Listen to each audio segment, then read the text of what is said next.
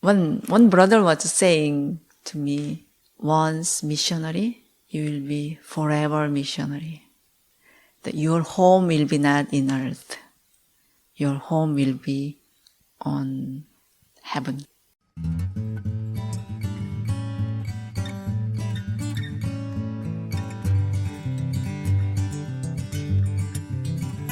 Welcome to Sharing Our Marianist Stories.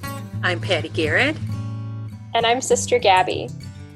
We'd like to note that we are recording this on Zoom, so the sound quality might sound a little different to you, but we have such an exciting interview. We're going to go ahead and share it with you. So, Gabby, would you like to introduce today's interview? Yeah, today's podcast is from an interview that I did with Sister Columba Yu back in December of this past year. Sister Columba is a Marianist sister from South Korea, and we were really fortunate. She had in the fall a sabbatical in the United States, and she lived in my community house from like September through December. And she was here. She did some study at the Marian Library, some Mariology studies, and then she would come to NACMS, like 2 or 3 times a week to do some like independent study on the charism. So people at NACMS got to know her really well. I got to know her really well, and the sisters in our community did too. But one of the things that I guess one of her claims to fame is she was one of the foundresses of the Marianist Sisters Foundation in India.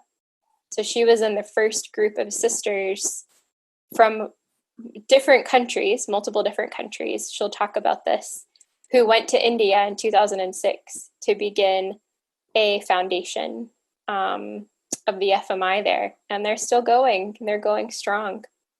Well, I wanted to say how much I enjoyed listening to this interview. I just feel as if she embodies the Marianist charism. The fact that she accepted this role to be a missionary, to go to India, she did not want to do that, did she? No, and that's what I really wanted to talk to her about, was that experience of being asked to go and saying yes, and what that was like. That I was really interested to talk to her about, and that I've reflected on a lot since then, is how she had been in India for 13 years. And when you've lived in a different culture, in a different place for so long, it's like that starts to feel a little more like home, but you're also sort of an outsider.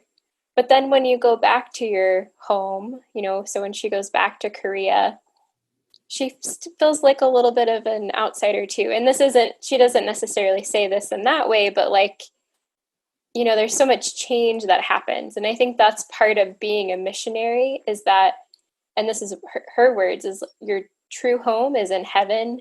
And I mean, that's really all of our true home. And I think the experience of being a missionary is where you don't really feel fully at home anywhere, because you're just a little bit of an outsider in so many different places. And I just thought she spoke to that really beautifully and simply. And I think that that's really true. What I also liked, and what she had me pondering after listening, you asked why she became a Marianist sister, and she mentioned hospitality. And hospitality came up a lot. But I think the other side of hospitality is knowing how to accept it. It's one thing to be invited. It's another thing to accept that invitation and go somewhere where you are a stranger, or things are foreign or unknown, and be open enough to receive hospitality. And she obviously has that type of heart. As you said, I felt like she was part of the NACMS staff. She was there like 3 months, but it felt like she'd been there forever, because she was so willing to join us for our lunches. She came to your novice class. She was open to accept hospitality. So I think that is another way she embodies the Marianist charism. That's a really great point, Patty, and I think is true. And we talk about this a little bit when I ask her how she feels like she's changed after being in India, and she says that she's more open. And that was something that did not surprise me because, and I've noticed this about many other people who I've known who've lived in other places for many years, they do have this openness and this acceptance of hospitality. And I could tell that about her because when she came and, you know, I picked her up from the airport, she had like a regular size suitcase, like not a big suitcase. You know, she didn't bring a whole lot of stuff. You know, she was really interested in trying a lot of different things. Literally like a week after she came, a couple of us sisters, we were like, we're going to go to St. Louis this weekend for a couple brothers' final vows. And she was like, oh, that's so exciting. I would love that. And so she came to St. Louis and we went to the Arch, and it was just like, just totally go with the flow and just being very gracious and joyful about these new experiences. And it just felt like she just fit right in, at NACMS and our community. And I really just think that is learning for those years how to accept hospitality. Well, I would just like to say thank you for sharing her with us. I thought that interview gave me a lot to think about, and I think it will give our listeners, lay or religious, a lot to think about too in their own faith journey. So thank you. Thank you. Yes, I hope so too. And just a quick word, English is Sister Columba's second language. So you'll notice she'll speak slowly, and there's sometimes she might say a word you might not understand. And I tried to repeat back to her a couple of words if I thought that the meaning wouldn't be clear. So, but you shouldn't have too much trouble. But I hope you enjoy.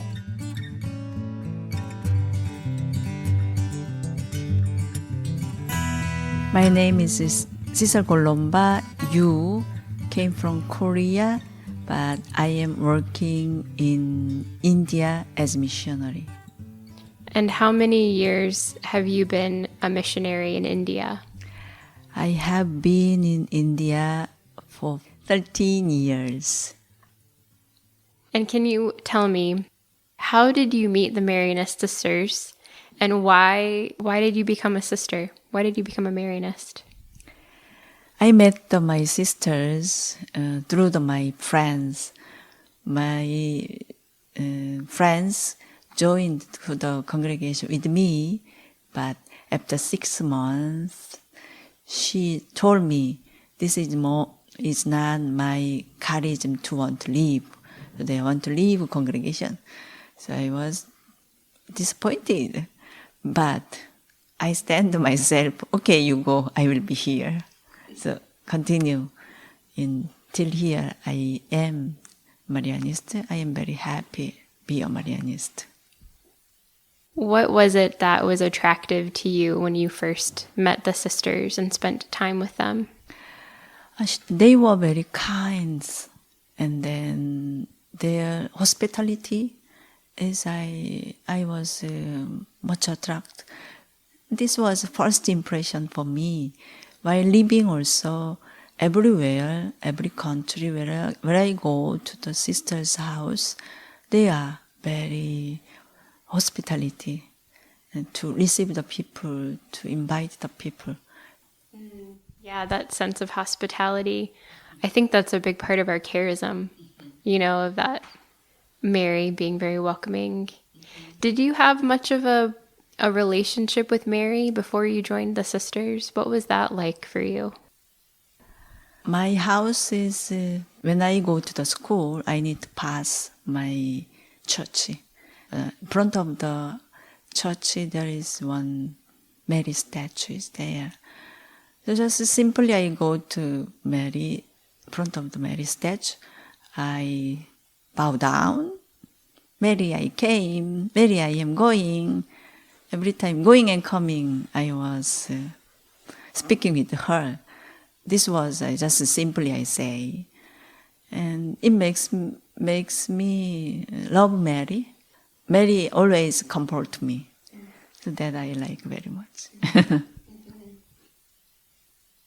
So now I want to know more about how did you get to India? Like, did you tell the sisters, oh, I'm really interested in going to a different country? Did you tell them, like, I'd be open to a missionary experience abroad?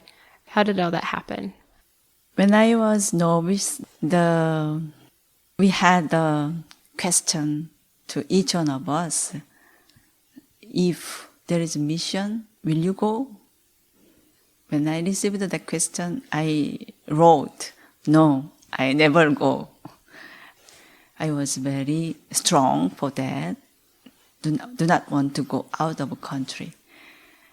But regional superior was saying, can you go in this way to India? The general superior asked to our our country, send 2 sisters from our country. Somebody need to go. Please, can you go? When I received that, I prayed some moment. What is going on in me? And finally, I was thinking, Mary will be there, so I'll go. And I said, yes, I can go. What was your reaction when the regional superior asked you to go to India? What was your initial reaction? This is very, very funny because in our country we have kimchi. I love kimchi, but another country I saw there is no kimchi. So how I live there without my food? That was a false reaction. But inside, a little bit afraid. How I go different country. I was living there 44 years, and in the middle age, how I manage all the things. Who went with you to India? Can you tell me about the Sisters Foundation? Who was there and what year was it? How did that all work out? And also, you had to learn English too. So like all of this was happening. Can you describe that preparation for that? 4 of us, we went to India. There was one Korean sister and I. And one came from Italy. One came from Spain. There was one sister knew a little bit English better than us. And the 3 of us, we do not know, especially me, I do not know English. And first time when I went to India, at that moment, I began to speak English. And then 4 sisters came to India. We had one community. So when we have the community meeting, we do not understand each other. When we have sharing, what they share, do not understand each other. When we cook some food, each country food is not tasty for me. So what kind of food is that? Really different cultures we bring together. And inside the 3 cultures, outside one more culture was there. So Indian culture and 3 country culture were there. And after 5 months, 6 months, we received the candidates. 5 candidates were there. One of the candidates came from Andhra Pradesh, from south. She does not know Hindi. She does not know English. But 4 of them, they know Hindi, so they can make communication. But one candidate, she does not know. But one day, the girl was sick. I could not make communication with her. So nearby our house, there is one seminary. So I went there. One seminarian, she came from Andhra Pradesh, and I brought him to speak. Seminarian speak with her. So I took her with him to the hospital, because in the hospital also the doctor do not know Telugu. And then the man and the seminarian translated to me, so that it was solved. So it was very difficult to live in community life. Mm-hmm. But God's providence, it worked very well. They took the vows, and then they are living in our congregation in India. Yeah, I know language difficulties were really big, and I know that it still is difficult too, maybe not as much as in the early years, because if my understanding is correct, a lot of the women who come to the community, they come from tribal areas, and so they speak their own tribal language, but they also know Hindi. Is that correct? They know Hindi, they can communicate, but they also, their mother tongue they have. Right. Okay. Yeah, that's what I thought. So when you first came to India, you went to Ranchi, and that's where our sisters still are just in Ranchi. Yeah, we begin to start in Ranchi, and then till now we are living in Ranchi. And now our Indian sisters, they are 19 sisters are, and then 2 missionary, I and other sister came from Spain. We have 3 communities now. Every month, our sisters and doctor goes to village, and they give free checkup.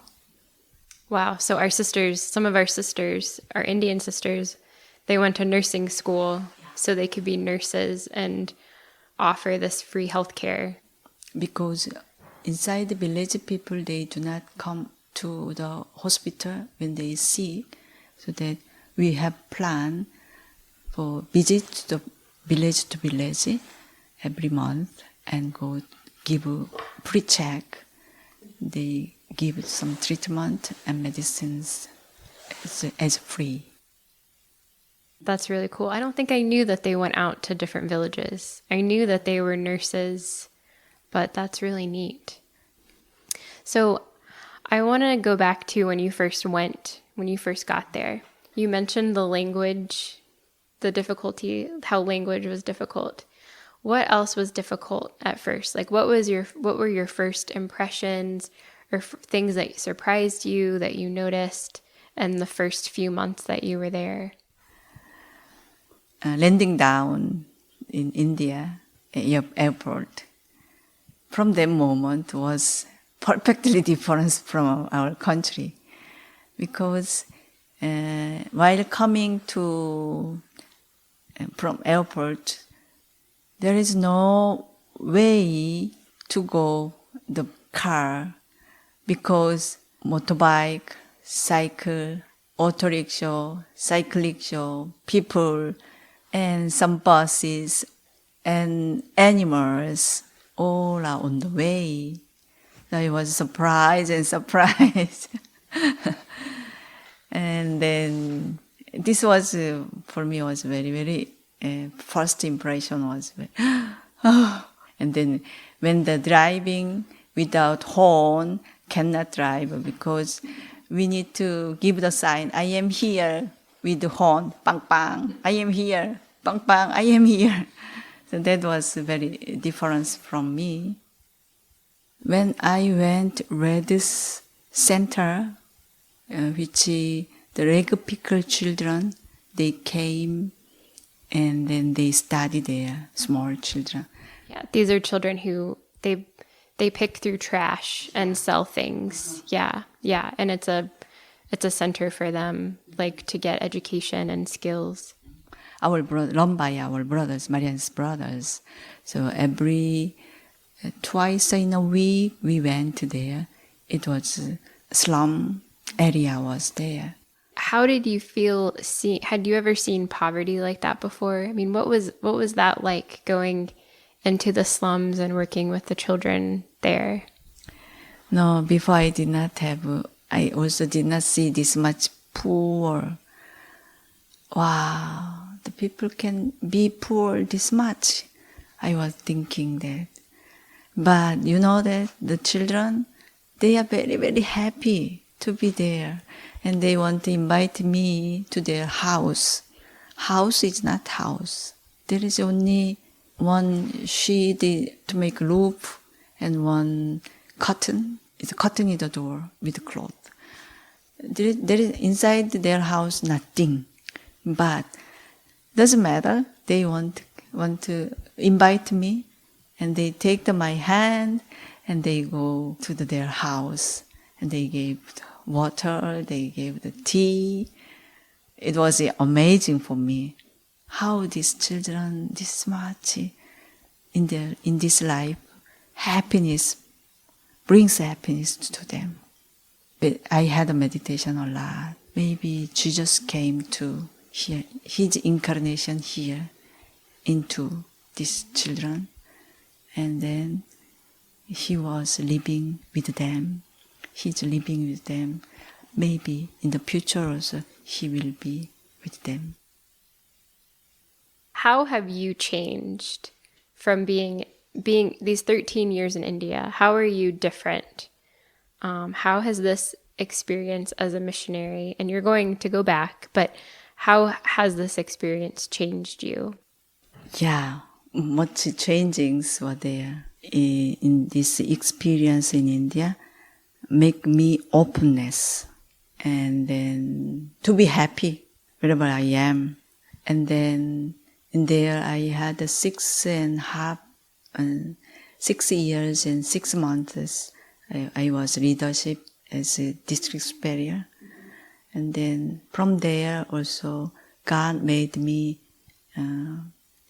I was not worthy to have this leadership, but He gave me this leadership, and there make me growing to leadership.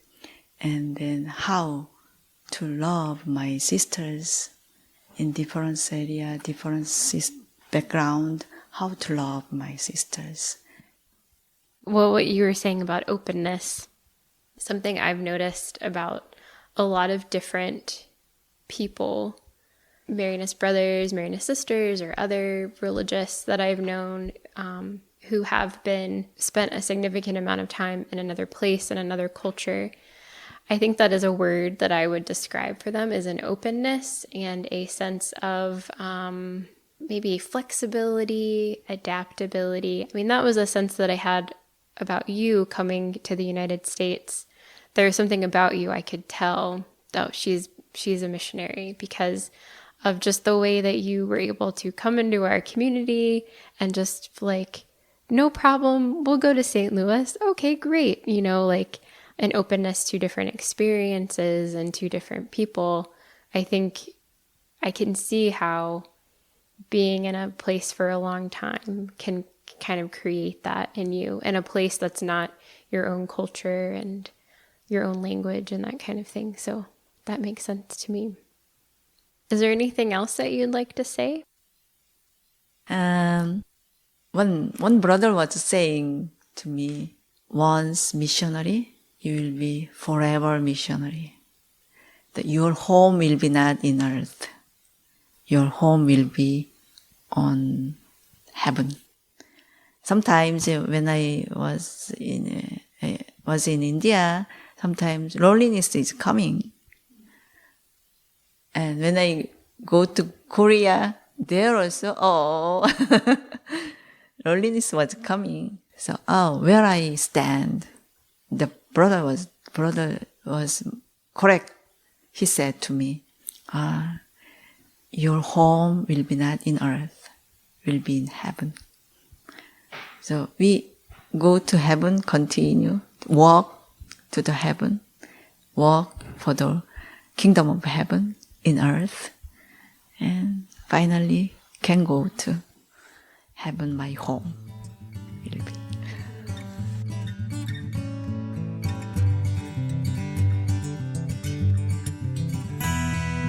Thanks for listening to this episode of Sharing Our Marianist Stories. We hope that you enjoyed Sister Columba sharing a little bit about her Marianist story and her life in India. Stay tuned next month for another episode, and we hope that all of you are doing well and safe and happy. We invite you to check out our website at www.nacms.org.